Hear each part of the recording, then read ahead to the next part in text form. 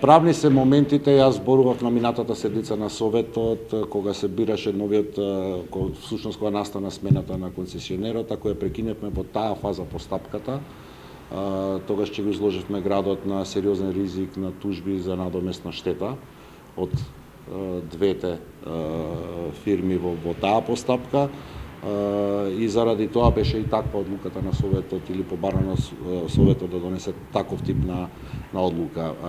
Јас и тогаш кажав и сега повторувам, јас сум гарантот за доследно спроведување на договорни обврски на субјектите кои што соработуваат со град Скопје. Кажав на седницата на Советот, ќе повторам, за овој град јас сум спремен да направам компромис со секого.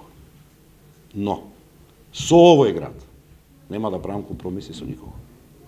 Рокот истече, градот не доби известување дека постои фирма со која што може да склучи договор и тоа е правната можност што се создаде, постапката да биде поништена, градот безбедно да го внесеме во мирни правни води, со цел да конечно после 8 години можеме да здивнеме сите во Скопје од проблемот наречен Дрисла и да можеме да со ладна глава во сменети околности ги изанализираме сите состојби, утврдиме евентуална потреба од нова постапка и да се спроведе таква постапка доколку се утврди потреба за нашиот град.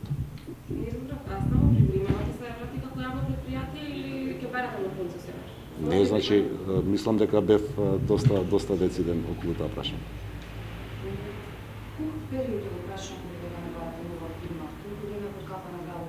Не, значи, нема одлука дали ќе има нова фирма или нова концесија. Кажав, за мене во овој момент е императив одлуките кои што Советот денеска ги донесе бидат имплементирани, Дрисла да стане повторно јавно предпријатие, а потоа, реков, во една сосема помирна атмосфера да направиме сериозна анализа кои се можностите и какви се реалните потреби на нашиот град, па евентуално по основ на тие анализи да влеземе во некаква нова, евентуално да влеземе во некаква нова постапка. Има ли капацитет градот да раководи со Дрисла и Треба, мислам, најпрво, на вистина, после 8 години немање владение, во Дрисла да направиме еден скен сериозен што всушност таму се има случувано ние како град. Да ги видиме кои се финансиските капацитети во смисол на тоа дека Дрисла е на известен начин самоодржлива, меѓутоа е моето мислење дека и ваква каква што е може да носи определени профити.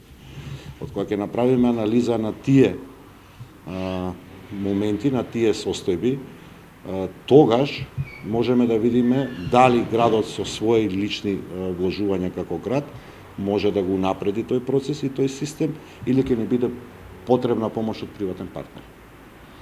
Фактот што ние во нашиот град не сме креирале политика само на селекција на отпад.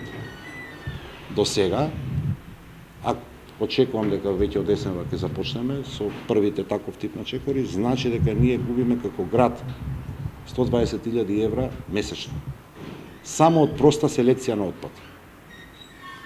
Можностите кои што ги нуди отпадот во денешно време, со денешните технологии, со начинот на неговата, да речем, обработка, го прави отпадот комерцијална компонента, од кој што секој добро организиран град ќе може да профитира.